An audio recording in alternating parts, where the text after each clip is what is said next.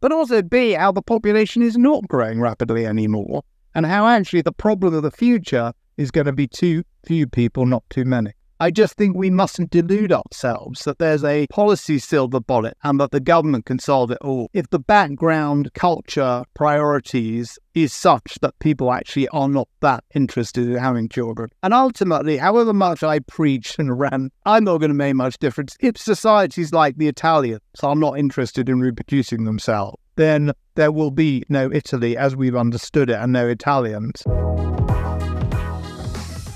So welcome back to another episode of our podcast. Today's guest is Dr. Paul Morland, who's UK's leading demographer. Paul has authored several books, including his most recent, Tomorrow's People, The Future of Humanity in 10 Numbers. And he joins us today to discuss the global impacts of a changing population. Thank you so much, Dr. Paul Morland, for joining us. Thank you for having me. So I think the mainstream view about demography is best portrayed by the 2006 movie Idiocracy with Luke Wilson and Maya Rudolph, where there is a catastrophic environmental issue, awful standards of living, and major overpopulation that is combined with a decline in intelligence. As UK's leading demographer, is this an accurate portrayal? Well, I can't say I've seen the film. I'm not actually a very regular attender of the cinema, but I did actually go and see Barbie the other night, which is, I think, the first film I've seen in about 3 years. I'm not quite sure why I went. Maybe it's got some pronatalist messaging in it. No, that's completely wrong. Yes, we're 8 billion, and we were only 1 billion, say, back at the time of Queen Victoria, or early in her reign. But we're actually eating better, we're living longer, and we're actually doing so in the most advanced countries with less and less impact on the planet. The carbon emissions per capita in the UK have more or less halved in the last 20, 30 years. There are so many metrics along which you can say our lives are getting better, and with the fantastic technology that is now available and which is rolling out, we can do that without damaging the planet and leaving lots and lots of space for nature. That is a very outdated view, but there's always been a debate between Malthusians and anti-Malthusians, going back to Thomas Malthus. And Malthus was writing 200 years ago, and he was saying, look, if a couple has 4 children, say, which is not that many, they have 4, each cohort doubles and doubles and doubles, you'd have had billions of people thousands of years ago. Why did that not happen? Because if we don't fight and kill each other, if disease doesn't get us, the carrying capacity of the world simply cannot take that many people. There's this massive expansion in life, but there's this fundamental constraint it bangs up against, and people will just die of starvation on the earth. That's the Malthusian mindset, and really that was true for most of history. With the Industrial Revolution, with the growth of science, with the burgeoning of human genius, what we've done is 2 things. First of all, we've massively expanded our productive base. And secondly, we fantastically improved our technology for controlling our fertility. So Malthus has kind of been doubly turned on his head. First of all, we're not expanding that fast anymore, and more of the world has got a problem of low fertility, which we'll probably come on to talk about. Lots of countries have got falling populations, and many more will soon have. And then on the other hand, we're fantastically more productive and able to make better use of fewer and fewer resources. So I don't know if you're aware of the debate, say, between Paul Ehrlich and Julian Simon. Simon won the bet, and I'm 100% in the Simon camp. The Simon camp is the human brain is the ultimate resource. And actually, if we want to keep on being inventive and creative, we'd better keep our societies relatively young. And as they age and shrink, that's a society in which innovation, innovativeness, and creativity is likely to plummet, not a society with a reasonably large number of young people and a modest level of growth. It's interesting as you bring up Malthusian kind of ideology, and he wrote his first pamphlet in 1798 talking about this, and it seems like in today's day and age, in 2023, a lot of people disregard these quote-unquote old white men. But then they find it interesting which ones they choose to hold on to. Like, how does it most of his theories been basically debunked? And you're talking in the 1700s. You know, like it's not like he wrote this a few decades ago. Well, you're absolutely right on the dead white male. The other dead white male who gets an extraordinary pass, of course, is Karl Marx. One of the most bigoted, anti-Semitic, racist people you could dig up. But both Marx and Malthus, by the way, they completely opposed them. Marx, a later generation, hated Malthus and said, actually, Malthus is talking about natural constraints, which are really just the constraints of capitalism. There's a really interesting debate there. They were both very, very clever, very persuasive, and very insightful. But the world moves on. So as I said, Malthus's insight that you have this burgeoning growth in life and this absolute constraint, and that so much can be explained by the unstoppable force meeting the unmovable object. It's so simple and it's so brilliant. 1798, you're absolutely right. Then he wrote further versions of his pamphlet, which were more empirical and less sort of parsimonious and theoretical. But it is a brilliant insight. And in fact, as I've said elsewhere, Darwin could not have got going had he not had that insight, because Darwin then said, oh, all of life is like this. All of life doubles and triples and quadruples, but all of life is meeting this constraint. Those are the conditions under which a small advantage genetically can be selected for. So actually, Malthus was not only very interesting in his own right, but also an inspiration for Darwin and all modern biology in a sense. But as I said with Malthus, it's not that he was wrong. The fascinating thing is that just as he was writing at the end of the 18th century, the beginning of the 19th century, conditions were fundamentally changing. What's interesting is the way that people have constantly come back to a Malthusian outlook. For example, at the end of the 19th century, we'd had this enormous growth of food capacity of the world. Think of the prairies being settled, the huge growth of the meat industry in Argentina and Chicago and railways and steamships, all this food. But it was beginning to slow down, and we'd had a huge population expansion. And then the question was, have we just met a new Malthusian frontier? Have we had all this progress? The population's grown to the new frontier, and now we're going to have that same problem again. And then you have the genius of the Haber-Bosch process and another quadrupling or doubling of agricultural capacity. So on the one hand, we've got this human genius constantly to reinvent and rediscover, which you can't blame Malthus for not understanding, because up to his day, technological progress had been fairly slight. And then on the other hand, even if we didn't have that, the end of human population growth is in sight. Annual population growth was about 2% globally. It's now below 1%. I think it's continuing to fall. More and more countries are going sub-replacement. Fewer and fewer young people are having children. So I think you can excuse Malthus in 1798. And you can excuse people at the end of the 19th century saying, oh, brilliant inventiveness, but have we now hit a new barrier? Are we going to have problems? I think today there is no excuse, A, for not understanding how human inventiveness gets us out of so many tight corners, but also B, how the population is not growing rapidly anymore, and how actually the problem of the future is going to be too few people, not too many. The UN estimates that the global population will reach 10.4 billion people by 2100, with the vast majority of that growth coming basically from Africa. One, do you believe that the UN will actually get this prediction correct? And then secondly, what kind of impact will Africa have on the rest of the world? In your book, you say, quote, population expansion is Africa's greatest opportunity and its greatest challenge, quote. So will it be 10 billion? I mean, one thing that's clear is it's not going to be much above 10 billion. And that when we get there, it's going to be the peak. And that we may get there earlier than the end of the century. But the peak may be a bit lower. And an awful lot will depend on the trajectory of African fertility, which is a complicated business. I mean, in a nutshell, North Africa, already the fertility rates are 3 or below. Southern Africa, South Africa and its neighbours also have got their fertility rates down a lot.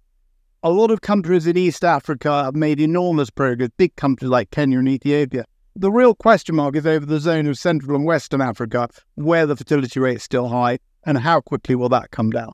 But regardless of how quickly it comes down, the population of Africa is going to grow enormously because there is a small older population, a large pyramid and you have something called demographic momentum, which means even if you get your fertility rate down to 2, when you've got lots and lots of young women having children and not many old people dying, and life expectancy expanding, so that's that stage of the demographic transition where you get a lot of growth. So Africa is going to become much bigger on the world scene.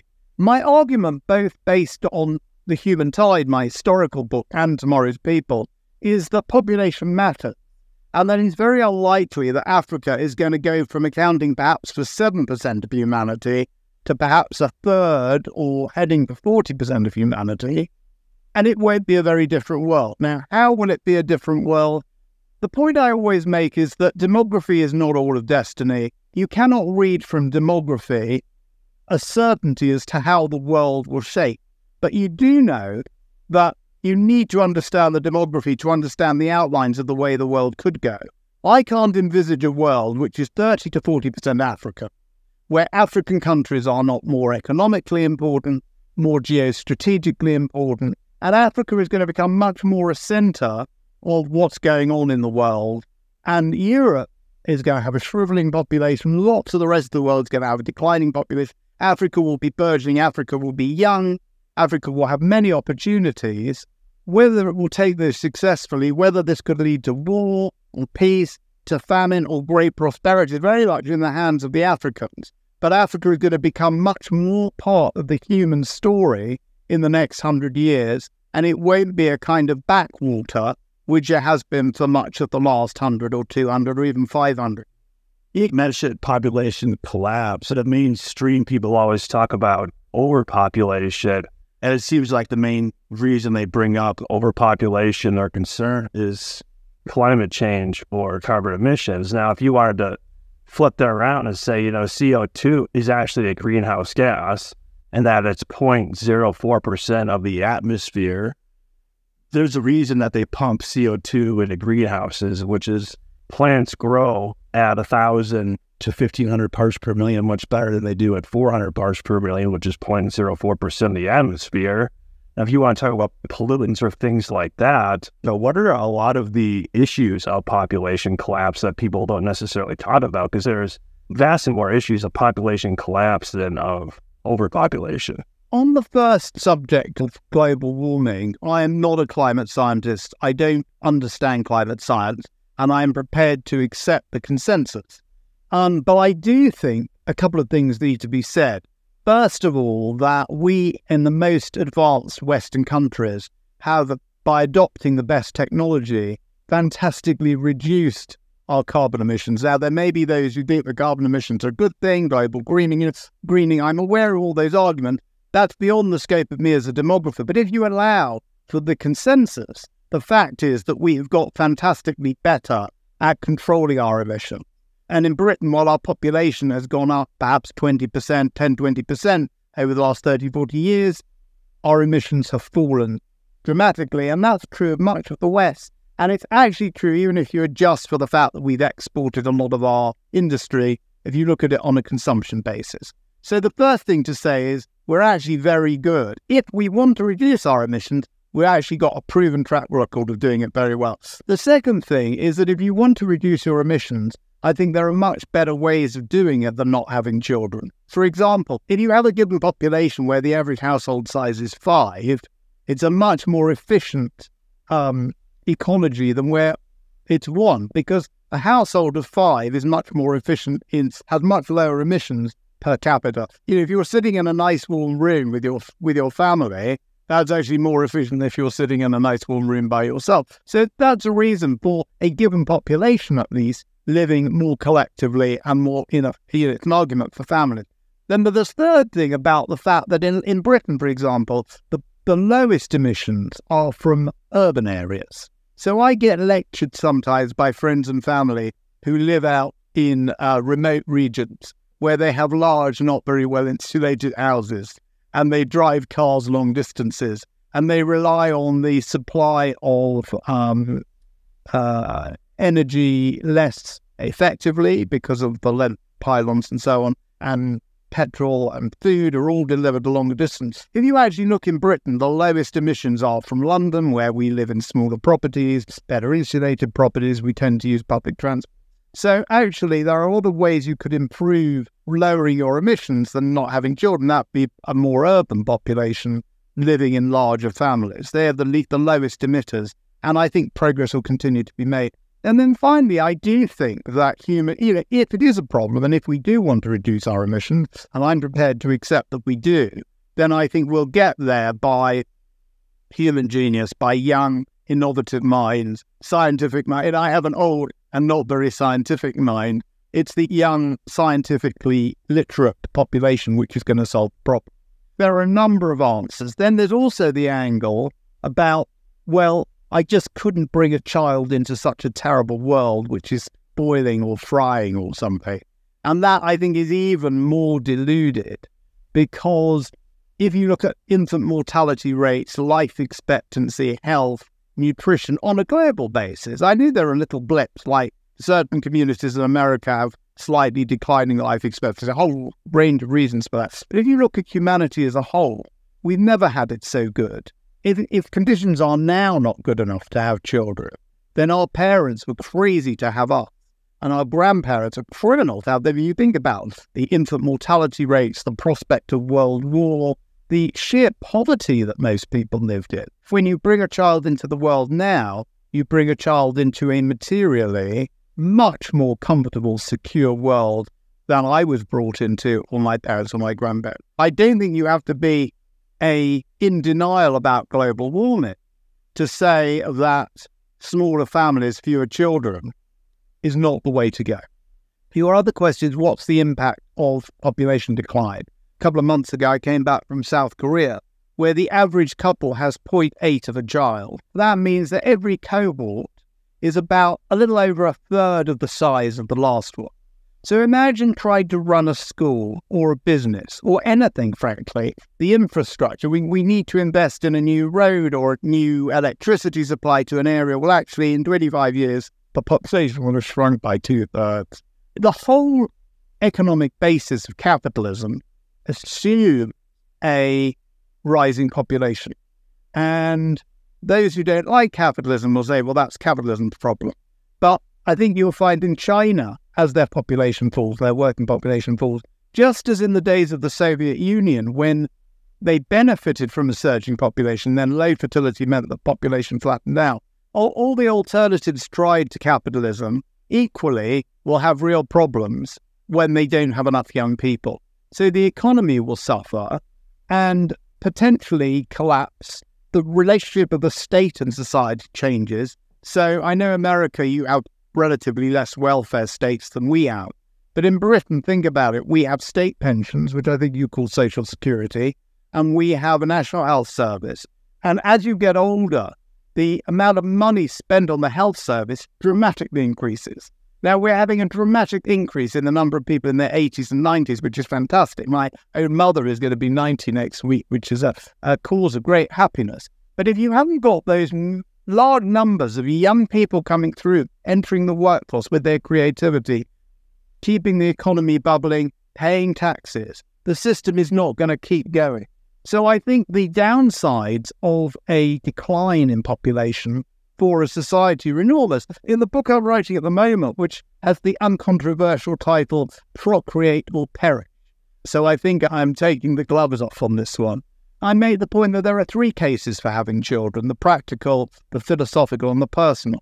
So I've talked about the practical. Society is not going to function when the median age gets to 50 or 60, which is feasible, and when there's little more than one person of working age for one person of more than working age. So I think there's going to be a terrible set of practical problems, many of which we're already seeing, I think, as society's age. But I think there are also philosophical, religious reasons for having children. And then I also think there are personal reasons. If you actually look at what people say in terms of how many children they want, in most of the West, and increasingly in other parts of the world too, and this is no longer just a Western issue, people say they want more children than they're having, particularly women. I think we should take very seriously the fact that women are not able to, or not having the number of children they would like to have, normally not for biological reasons. So I think there's a problem in society there. And also, if you look at what people say after they've had their families, would you rather add fewer or more? they invariably say, I wish I'd had more, or I'm happy with the number I had. Very few will say. So I think there's a personal satisfaction, which I could talk about eloquently myself, being a parent of 3, having recently become a grandparent. But the data is more interesting than me, in my anecdotes. There's an awful lot of joy in the world that is being sacrificed because we're not having enough children. What countries are most in danger of population collapse? I think for most people, maybe China and Japan come to mind. I believe in your book, you said that about 79,000 people in Japan are 100 years or older, and nearly 1/3 of their population is over the age of 65. And of course, China with their one-child policy. So what matters is how long you've had low fertility rate, how low they've gone, and how fast they've fallen. And then there's the question of immigration. So take a country like the United States. I'm not saying the US doesn't have a problem. It has. You're not having enough kids in the US. The US, for developed countries, had a relatively high fertility rate. It's sort of knocked around the 1.9. Lots of Western countries, Britain and America, it went sub-replacement in 1970, more or less, early 70s, late 60s, early 70s. But in the US, it hasn't been that low. And the US is still an enormous magnet for immigration, if you want immigration. Take a country like China. Their fertility rate fell very, very sharply. Actually, in the 70s, before the one-child policy, it halved from 6 to 3. It came down very sharply in the age. Efforts of the government to raise it have been ineffective. So they've actually had quite a long period of below replacement fertility. It's now really low, and it was fairly rapid. And what that means is that they kind of fall off a cliff in terms of working age population falling. And also, China is not rich enough to attract large numbers of immigrants. It's too big. I mean, if you think the population of China is, 4 times that of the US, getting on 4, so you need to be hoovering up vast quantities of people. It doesn't have a huge hinterland which looks to it as more developed, more advanced, and a desirable place to go. So it can't even turn the immigration tap on. Japan has not got such a low fertility rate, but it's been very, very low for a very, very long time. Obviously, it can attract immigrants because it has got the financial wherewithal to offer them attractive livelihoods, but they're very against it. I haven't been to Japan, but I've been in Korea. And in Korea, they talk very unapologetically about, we want to keep a homogenous society. It's unthinkable to them that they would want a society which is multiracial. For that reason, there is a small immigration in Japan that's quite limited. The countries that have got the biggest problems, because their fertility rate's very low and have been for a very long time, are countries in East Asia, and China's a little behind the curve, but we can absolutely see it coming. Countries in East Asia which have the lowest fertility rates in the world, so Korea's 0.8, but Japan's been fairly low for a long time. Quite poor countries like Thailand have got sub-replacement for quite a long time. So there seems to be something cultural in East Asia which is problematic. And then countries in Southern Europe, like Italy, which have had a very low fertility rate for a long time, a very rapidly aging population, very attractive to people from North Africa, very easy for them to come. And now Italy has elected a populist right-wing government that says it doesn't want immigration. Well, that's fine, good luck. But they are going to need someone to do the job. And if they're not prepared to have the children themselves, either they'll have to have immigration, or they will be in a situation where there's simply not enough labour to go round, and you can't get your tap fixed, you can't get your roof repaired. So many services we rely on are very labour intense. And when you simply can't get those services, it will start to feel like civilization's collapsing.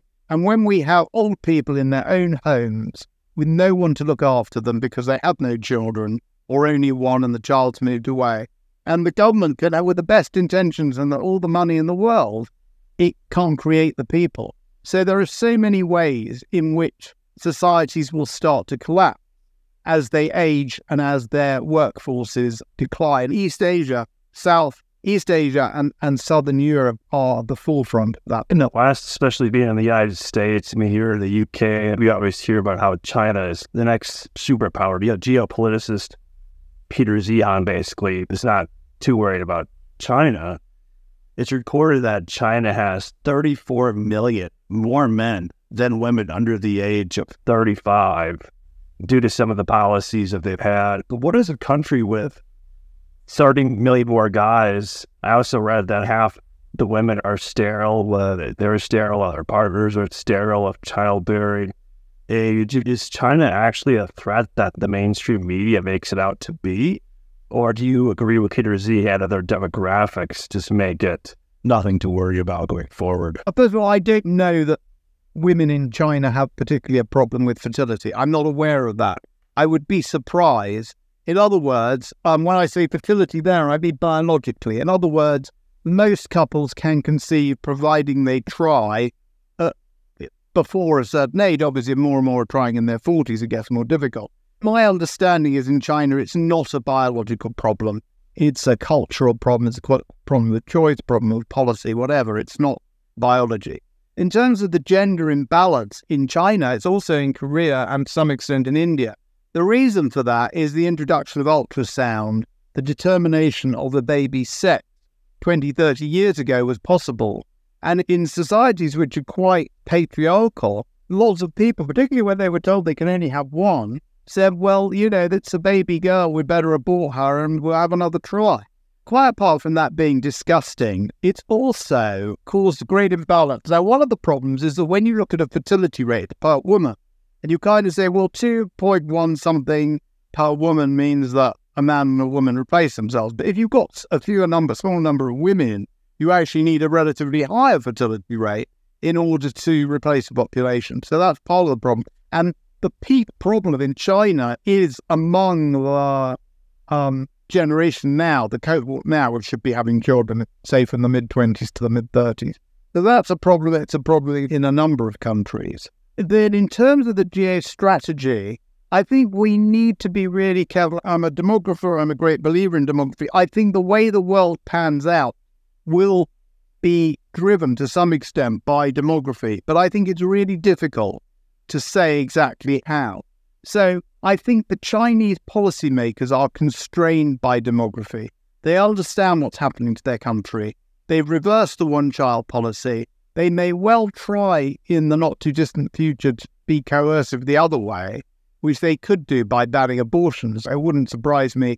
Marxists have banned, you think of anti-abortion policies as very right-wing, but that's not true at all. Stalin banned abortions in the 30s, and Ceausescu in communist Romania did so in the 60s, and we may see that in China. And in China, there's more than one abortion, I think, for every birth. The numbers are equivalent, but it'll be difficult to do, but I think it could happen in China. I wouldn't be surprised to see it. But the Chinese government understands the constraints it's operating under. It understands the crisis it's heading for. Now, where does that leave it? Do they say, oh my goodness, we've got these domestic problems, we've got this workforce issue, we'd better focus on that? Or do they say we'd better strike while the iron's hot, we've got lots of young men? As a demographer, I can talk about some of the constraints they're under and some of the frameworks within which they're operating. I admire Peter Zeihan, I don't know him personally, but I find his podcasts and talks interesting and stimulating, for example, particularly on the subject of what does the world look like if we deglobalize, and understanding the demographic constraints in that scenario. But I don't have his confidence in saying A, therefore B. If we want to think about China, we ought to understand the kind of situation it's in demographically, the impact that will have on its economy, and is already having on its economy. But I'm not in a position to say, oh, abracadabra, therefore the history of the 2020s is going to be this way or that way. I find it very interesting to speculate, but I don't think I've got any particular crystal ball on how Xi Jinping and the Chinese leadership is going to respond to the inevitable problem is it. For example, if you look at Europe, I often draw the analogy between Europe in the 1900s and 1910s when Germany could see the looming problem of Russia. And there's no doubt that Russia was industrializing, its population was growing, and Germany's population started to slow down. And there's no doubt this was a really important issue for German policymakers in the first 14 years of the 20th century leading up to the First World War. But I don't think anyone looking at the German government in 1910, 1914 could have said, oh, therefore, when a crisis emerges in the Balkans, they will strike. I can't make those sorts of predictions, but I do think China has got some real problems. And from a demographic point of view, which is so fundamental to economics and geostrategy, the US has got some real advantages over China. But I think the US has a lot of problems of another nature as well. So I'm sorry, I sound like I'm hedging. I just think demography can get you so far and not necessarily that much further. Dr. Paul Morland is joining us here on L Podcast. How does the demographer actually source their data? In the case of China, they're getting their data from the CCP. Are we even supposed to trust this data? A country like China certainly would have reason to lie about their demographics. Well, I had a great friend, he's no longer with us, called Anthony Smith, who was a theorist of nationalism. And he wrote books about nationalism, and he would generalize. And sometimes people didn't like that, and they said, well, you don't really understand Estonia, Slovenia, Slovakia. And he would say, there is a role for people working in the nationalisms of their particular countries. But surely there is a role also for someone to rise above that and actually make some generalizations about how nationalism works, even if they don't speak Slovakian, Slavonian, Slovenian, and Estonian, whatever. And I feel the same with demography. I'm not in the weeds of producing the data. A lot of people have done amazing work on that, and particularly in England, funnily enough. Cambridge historians from the 1970s done very detailed work on records of parishes and what was actually going on in English and Welsh population at the start of the Industrial Revolution. So I take the data that I find. Now, having said that, of course, I need to be aware of its limitation. I said in Tomorrow's People that the basic rule is the richer the country, the more recent the data, the better you can rely on it. But there's another thing. So, for example, if you're looking at the fertility rate in Niger at the moment, a lot of births in Niger are probably really difficult to record. There's a lot of estimates going on. But the data in Niger is probably better than it was in the 1950s or the 1970s. You have to take it all with a little bit of a pinch of salt and know how much of a pinch of salt to use depending on where it's coming from. But there's another sort of angle as well, which is what motive people have. We can rely on the statistical services of a lot of countries to be completely scientific. I'm not worried about the data coming out of the US. It may be imperfect on occasions, but I don't think it's being cooked by anyone, or the UK, or anywhere in the EU, pretty much anywhere in the EU. Countries that have got very clear demographic strategies and are not democratic, which is not the same thing, because I think democratic countries should have more demographic strategies. But for countries which have set out goals and are not democratic, I think it's quite easy maybe not that easy, but it's quite likely that they will be cooking the books. So when China was pursuing its one-child policy, it probably wanted to make out that it was being quite successful, and therefore it was producing data on the number of births that was perhaps below reality. It could be today that they see things getting very bad, and they are making it up as they go along, at least to some extent. I have no insight into that. All I can do is take the best data that's available. The UN produces data, the World Bank produces data, and their data gathering experts are better and know more about these issues than I do. And then, as I say, use a little bit of skepticism, depending where the data's coming from and historically when from. As a demographer, we can give a lot of insights that the average person doesn't have. I think the mainstream view is that the U.S. is going to be really multicultural, saying 2100, but then you talk about there's only 2 states in the United States that actually have a birth rate above the 2.1 replacement level. That's South Dakota and Utah. And then you mentioned there's a couple other enclaves in the U.S., such as the Jewish population, I think the Orthodox Jews and New York, and then as well as the Amish. And actually, those rates continue, and the U.S. could actually be more quote-unquote white in 2100 than it is now, which I think if you were to tell that to the average American, they would think that's crazy. But yeah, data and statistics to actually back this information? Well, there's a point in history. We know there's something called the demographic transition, which is you get rich, you get urban, you get educated, and your fertility rate comes down. And therefore, the most educated, wealthy, and urban population, the first to make that transition, which were mostly people of European extraction, were the first into that. And therefore, we've been living through an era when the association is that people of European extraction have very low fertility rates and people from other parts of the world have much higher fertility rates. And that is true broadly, but we can actually see that changing before our eyes. We can see, for example, as I've said, the lowest fertility rates being in East Asia. Huge, for obviously China's still got a huge population and will have for a very long time. But we can see East Asians have adopted low fertility in a way we would once have been surprised, just as people in Northern Europe were surprised when people in Southern Europe, Catholics in Spain and Italy, started having very small families. We can see that when immigrants go to low fertility countries, they tend to live in towns and they tend to adopt the urban practices of the countries they've arrived in. So typically a Latino in the US lives in one of the big cities, and the Latino fertility rate has fallen very rapidly towards the norm for US big cities.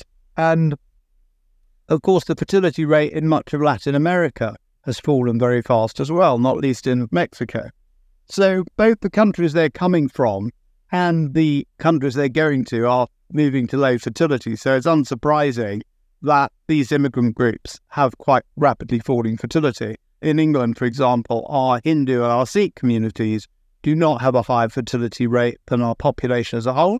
And that shouldn't surprise us because a large parts of India have a replacement rate, a fertility rate, sub-replacement, and quite similar to the UK. Just as there was with the Malthusian debate, there's an adjustment. Our mindset is set by the past, and we haven't caught up with what's going on. So that's true in questions of race, ethnicity, and fertility. The other thing is that who has got through development? Who has got through to the point where everyone's literate, lots of women have gone to university, people are relatively wealthy? Who's gone through that and not had a collapse in their fertility rate? And the answer is almost exclusively religious groups, certain sorts of religious groups. In the US, you see people like the Amish. It has been true of the Mormons, although it's less true of the Mormons than it was, the Hutterites and the Haredi Jews. These are communities which have, you could say they're not immersed in modernity, but they're existing in the 2020s, and they are still having a high fertility rate. And that's something which we haven't seen in groups, say, of Latinos living in the US yet. I'm not saying it can't happen.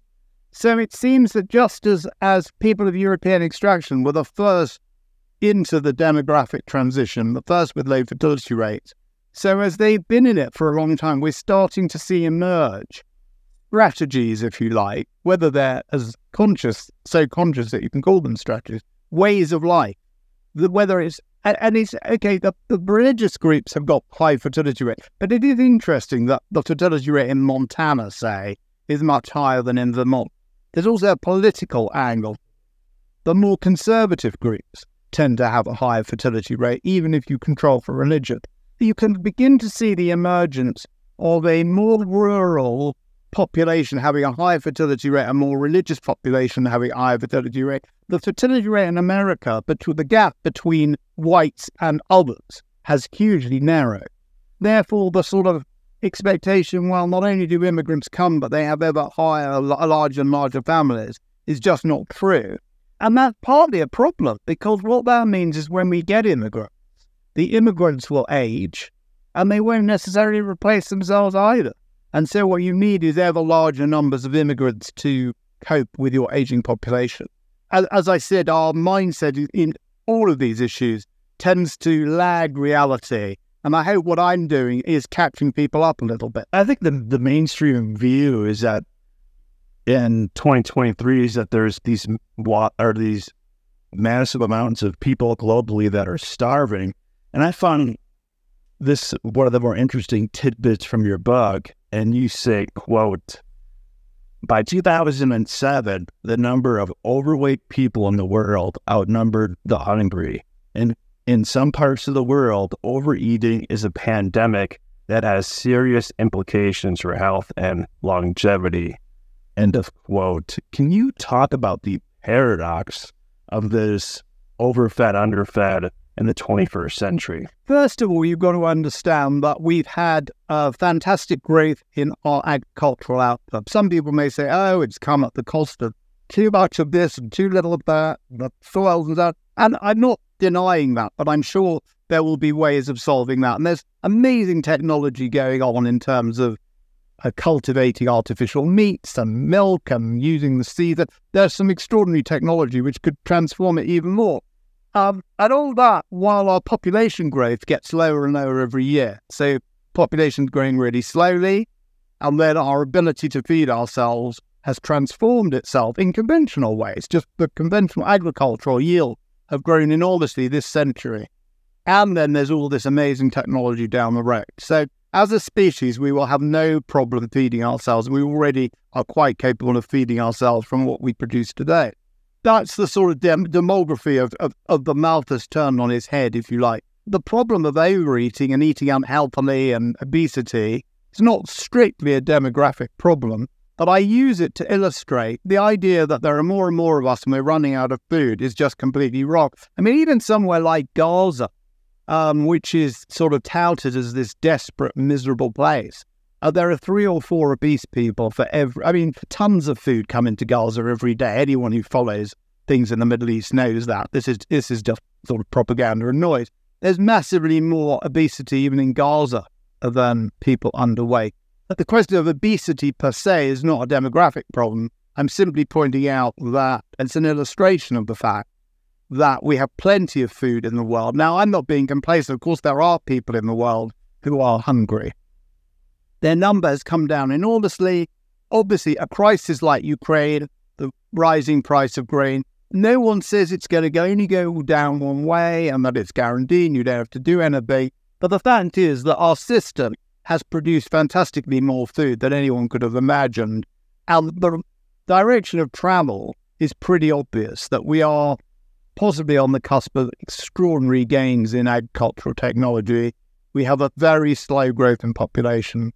And the whole question of feeding the world is less and less one about how to prevent starvation, which is a classic Malthusian problem, if you like, and more one that moves out of the demographic realm into health and giving people the sort of advice they need to eat healthily, which, as I say, is beyond the scope of and how they control their appetites and so on, be somewhat beyond the scope of what I do. And in your conclusion, you talked about the trilemma.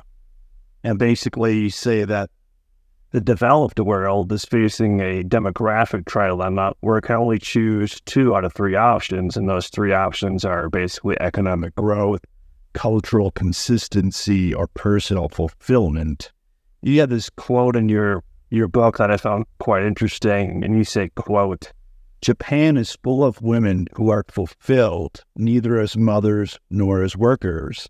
It is no wonder that the Japanese are among the least happy people in the developed world, despite their comfort, affluence, and country's lack of crime." And of course, most people would probably find it interesting to hear that people in Japan maybe find themselves to be not the happiest people in the world. You also mentioned in the book, South Korea has the highest rate of suicide in the world. I lived in South Korea, and did taught English there, and it's certainly not something that the typical outsider would expect to hear. I have a huge respect for Japan and Korea and all that they've achieved. I think we must never lose sight of their economic miracles. I come from a fundamentally pro-natalist point of view. I talk about egotism in the book, and I think you need to sacrifice your egotism to have a family. But that doesn't mean that you're sacrificing self-fulfillment. On the contrary, I think that's the ultimate fulfillment, is to have a family. So to talk about the trilemma, I talk about 2 things you can have out of the 3. Economic dynamism, the egotism of a small family, and what I call ethno-continuity. And the reason I do that is because a lot of people say, for example, in Britain and maybe in America, they just say, why do we have so much immigration? Must be some conspiracy or something. but it's not. It's fundamental to the way that we've shaped our societies.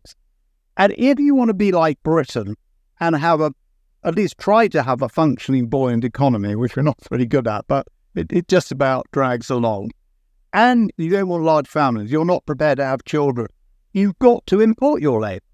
And you will have mass immigration and rapid ethnic change. You can like it, you can hate it, but understand that it's a result of your choice, that you want jobs done and you're not prepared to fulfill the requirement of those workers by having your own children. The second model is Japan, where you say we couldn't possibly countenance mass immigration and we want Japan to remain ethnically Japanese. We don't understand the idea of Japan being any other.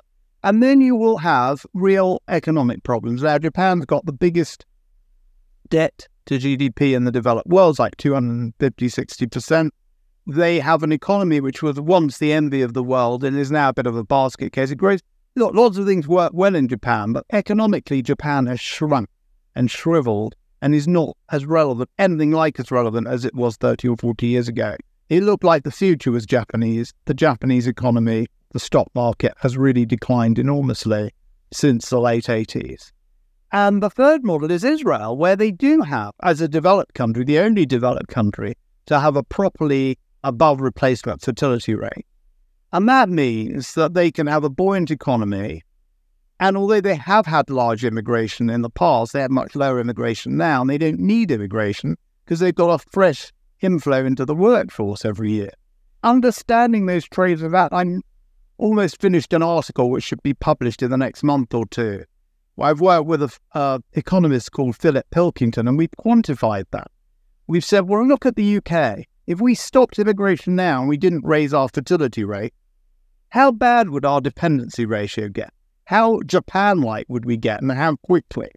Or if we said we're going to keep our fertility rate where it is today, we won't have more children, but we want to maintain our dependency ratio in our economy, just how much immigration would we need and how much ethnic change would we have?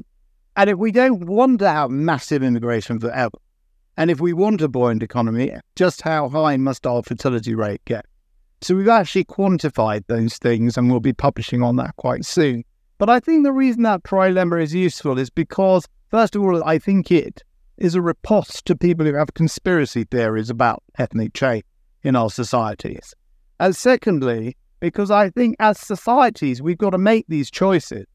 We always make better choices if we do so in an informed way. And if people understand it, they have a dialogue about it, their politicians understand it, then we can say, okay, dear America, if you want to build a wall and you don't want immigration flows and you want to keep the lights on, we're going to have to get our fertility rate up from, say, 1.6 to 2.6. Now, how are we going to do that as a society? Is that a role for the government? Is that a role for society? Is it about the churches? Or what are the lessons we can learn from religious groups or other groups that have high fertility rate? Or if you say, well, actually, America should be a truly multiracial, multinational country. That's its origin. Yes, it was at one point, it was mass immigration from Northwest Europe. Then it came from South and East Europe. Now it's coming from the world. And that's America's secret recipe. And we should be going for 1 billion people that we don't need a higher fertility rate. Or you could say, let's try and do what the Japanese have done. We won't raise our fertility rate. We don't want immigration. We're going to put a lot of money and capital into trying to find solutions, technological solutions, which I'm skeptical of, to be honest. But I think people have a much more informed decision if they understand the actual trade-offs that they're facing. In your book, you basically say it's a lot easier to get people to have less kids than to get families to have more kids. And I was watching a quite lively conversation with you in a previous video maybe a year ago where you said that couples that do not have kids should be taxed. But what are some of the solutions to actually getting couples to have more children, or even maybe having one child? But I mean, certainly, what is the solution for getting couples to have 1, 2, 3, 4 children? There's no easy answer to it. It does seem to be a feature of modern societies that fertility goes down. I mean, who wouldn't want it to go down from 6 or 7 to 2 or 3? particularly as children survive, survival rates are much higher. The problem is when it goes below 2, below 1, how we actually combat that. Now, the problem is, although it's a characteristic of a lot of the developed world, it varies in different places, and I think the reasons probably vary in different places. So I doubt there is one set of policy which can address the problem universally. Different countries have tried different things. Hungary, for example, has tried giving baby bonuses. So when you have a child, particularly a third child, you get a certain amount of money, you get assistance in buying a house. Other countries have tried tax cuts. It's a complicated thing, partly because circumstances vary between countries, and partly because when you introduce a new policy, it's very hard to say what's causing what. And that's true of all policies.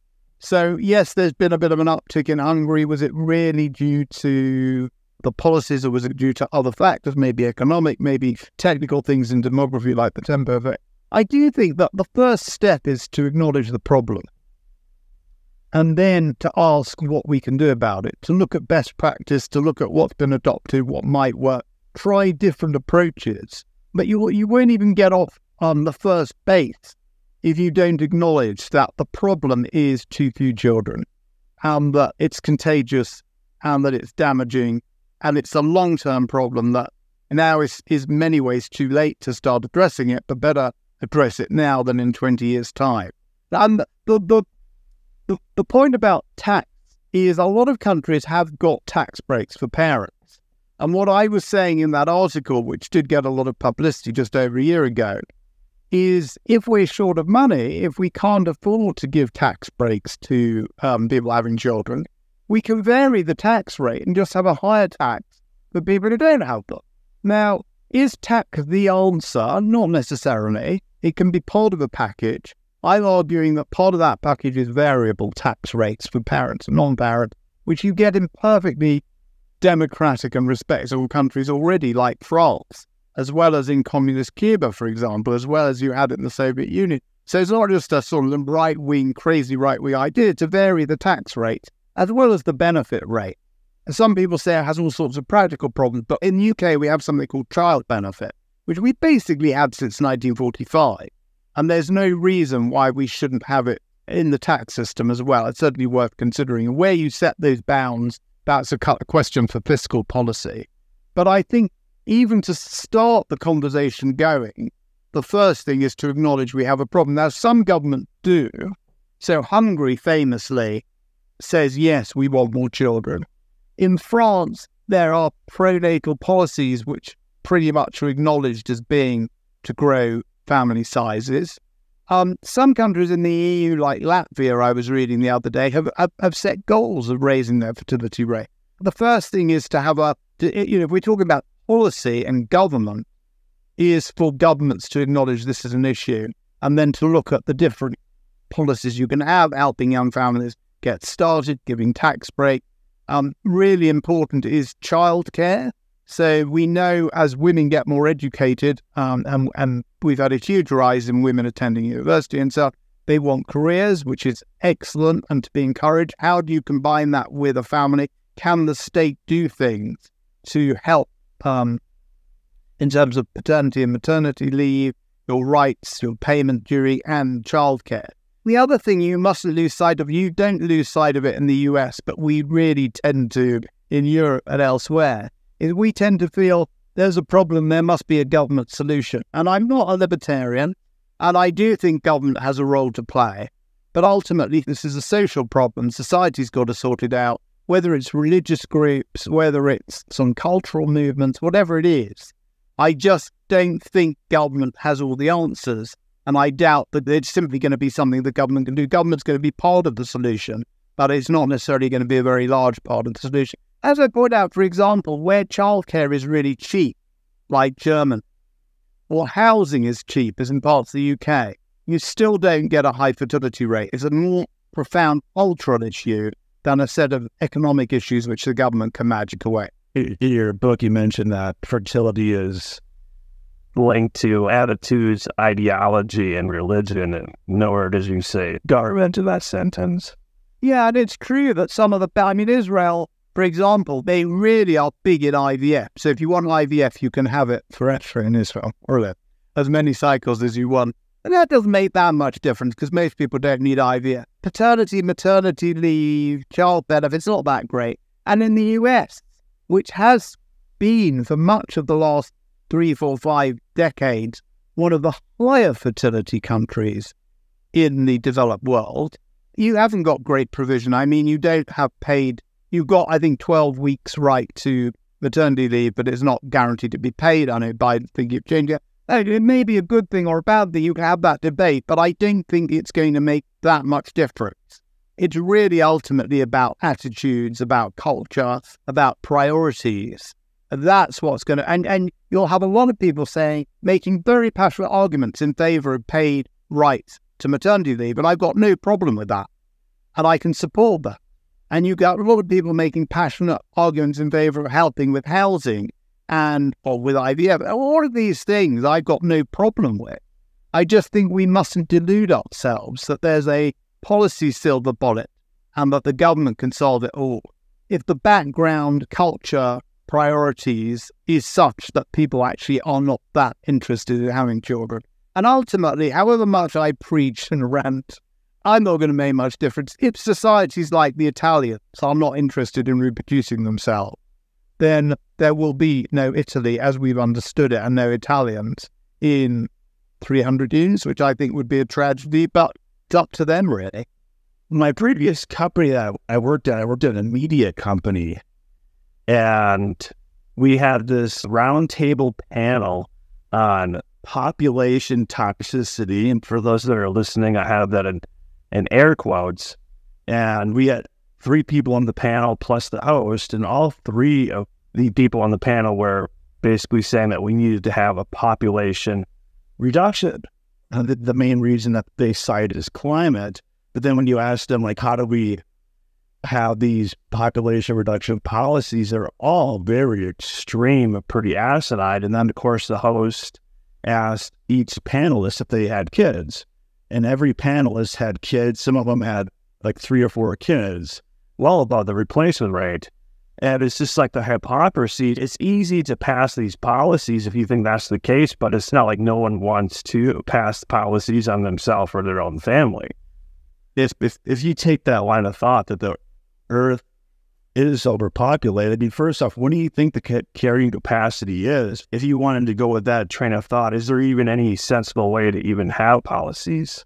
The carrying capacity is a very slippery concept, and I'm skeptical of it. So at the technology of 1800, there's no way that the carrying capacity of the Earth was 8 billion people. And indeed, Malthus, I mean, the inside of Malthus is in a sense that the world's population bangs up against its carrying capacity. Well, that was the case before we could control our own fertility. So the carrying capacity of the world has changed as technology advances. So, the fact that we've got much better solar power now, cheaper, the fact that we can desalinate water, it's still quite expensive, but it's getting cheaper and cheaper. We're getting better and better at it.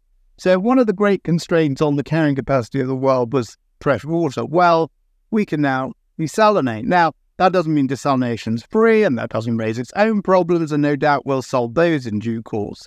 I'm just dubious about the carrying capacity of the world was much lower before the Haber-Bosch process. And the carrying capacity of the world then rose, and it was raised again by the Green Revolution in the 60s. So it's all a lot to do with technology and human ingenuity. So this gets back to the sort of Julian Simon stuff that I'm quite keen on, that the brain is the ultimate resource. The second thing I'd say is that if you want to reduce the population of the world without kind of going around killing people or some pandemic, then you have to have very low fertility and rapid aging and all the problems we've talked about, the lack of taxpayers or just people to support and look after the elderly. A burgeoning elderly population is not a good thing. So to get there naturally is very painful and very difficult. And we're going to see that more and more in the world. And then the kind of policies to enforce it, well, unfortunately, in a lot of the world, you don't need policies to enforce it because it seems to be happening quite naturally, like in South Korea, which I regret, and I'm more interested in policies to reverse it. But ultimately, if you want to lower the fertility rate, we know there are coercive policies, such as were executed in the one-child policy in China. Now, a lot of bullying and unpleasantness, and ultimately, probably, women being, or there are stories of women having abortions forced on them, which is about as horrendous as I can imagine. Pharaoh was casting every other Israelite into the River Nile. So perhaps some of your antinatalists in America have a use for the Mississippi. I don't know. I mean, the mind boggles, frankly. But unfortunately, you don't need those policies to have very low fertility rates in much of the world. The question really is, can we all agree? And I think we're a long way from agreeing it, that the problem is too few people, particularly too few children, not too many. And then what are we going to do about it? What does an aging U.S. population mean for investors and entrepreneurs? How best to capitalize on these changing dynamics in the U.S.? A general challenge for investors from a supply and demand point of view. The supply problem is that more and more capital in an aging society is looking for a very safe home. One of the great things about the US economy has been its venture capital and its private equity businesses and markets. And a very old society doesn't want to invest. It's not wise to invest in a startup if you've got a limited pot of capital, whether you're running it yourself or through what we call the defined benefit scheme in the UK. An old population will gravitate its capital towards the safest houses, which often means actually government bonds. So you're actually relying more and more, you're saying, oh, dear government, please take our money and offer us something minimal in return, and you figure out how to invest it. And that's not really going to lead to a very dynamic economy. The other problem is that a lack of young people, as I've said already, is not good for investment, innovation, and the kind of startups which have really fueled the growth and change in our economies for the last 100, maybe 200 years. So where are the opportunities? Nevertheless, despite that, there are pretty obvious ones. I've advised a company which helps UK expats living in Spain, Portugal and France. We don't have a Florida in Britain. Brits tend to go to the sunnier parts of Europe to retire. And if you look at that population, of course, it's been affected by Brexit, less than you would expect. But actually understanding the shape of that population and understanding that the peak year of births in the UK was 1964, which actually was when I was born, and I'm 58 now. It's a very large cohort coming through. What can you do with that cohort? Quite prosperous, very large cohort. What are they going to do? They're going to want cruises. They're going to want retirement homes eventually. They might want second homes in sunnier parts of Europe. So there's a lot of leisure and money heading in that direction. Now, in the US, your baby boom was slightly earlier than ours, and I think it peaked in the late 50s. So slightly different shape, but obviously more and more money spent is going to be in the hands of newly retired people, and they do tend to spend quite a lot of money. The classic pattern is you spend early on in your retirement on the good things in life, and then later on you stay at home and eventually you need care. So those are the obvious things. And there's less and less to be invested in things for young people. It's a rather depressing scenario. We know in the UK, I think I mentioned in the book, a lot of nightclubs have shut down. New Musical Express, a very popular youth journal, has shut down. The music journal. And, not things I'm particularly interested in, but people my generation were consuming those en masse. And as there are fewer and fewer people of younger ages, the economy shifts, and it shifts towards the needs of older people. That's a kind of obvious point in terms of where you would be investing. Today's guest is Dr. Paul Morland, who's the author of the book Tomorrow's People, The Future of Humanity in 10 Numbers. So, Paul, I have two kind of final questions for you. One is just where can people find you, get a hold of your book, you find some of your podcasts, things like that. And then secondly, what are your final thoughts, parting thoughts, conclusion that you want to leave the listening and the viewing audience with? In terms of finding me, if you put my name into Google, or probably most search engines, you'll find my home site. I've got a website, and on that website, there are links to my books. There are 3, and a 4th will follow. There are links to all my podcasts, newspaper articles. So just put me in, and you'll find Morland demography, and everything's there if you're interested. And in terms of my parting shots, I would say what I said at the end of my TEDx talk in Vienna, that if you understand demography, I've said it already today, it doesn't give you a precise map of the way the world is going to shape out. And it's not the only guide to history. But if you want to understand how we've got where we are and where we're going, if you want to frame the question and ask them in an intelligent way and understand the context in which the future is going to pan out, I can't think of a better way of doing so than understanding the basic, fundamental demographic dynamics which have shaped our past and are going to shape our future. When people find out you're a demographer and you meet someone new, are they pretty surprised to hear that you believe that population collapse is a bigger issue than overpopulation? I think 5 or 6 years ago, it was more of a shock factor. Now, people starting to hear things like, ooh, we're very short of labor. China's population's smaller than India's. Goodness, is that true that a couple in Korea on average have only 0.8 children? So I think these stories are starting to filter through, and we are starting to get a change in consciousness. And then what is the name of the book again that you're currently writing, and then when will that be published? I've almost finished it. I'm working on chapter 14 and 14 at the moment. I have a contract with a publisher. The title is Procreate or Perish, so it's going to contain what you see on the tin, as it were. And I don't know, publishers can take longer to publish books than you expect. I would like it to be published in 2024. So today's guest, once again, is Dr. Paul Morland, the author of Tomorrow's People, The Future of Humanity in 10 Numbers. And I hope, Paul, that once you release the book, Procreate or Perish, that you can join us again. But I just want to say thank you so much for spending time with us today. And I really enjoyed your insights. Thank you, and thank you for having me. It's been a pleasure to talk. My dear friends, that is it for this episode of El Podcast. Once again, if you're not yet subscribed, please subscribe on YouTube as well as Rumble. You can also find us on Spotify and Apple Podcasts or wherever you get your podcasts from. We thank you all from the bottom of our hearts for watching and listening, and we will see you on the next episode.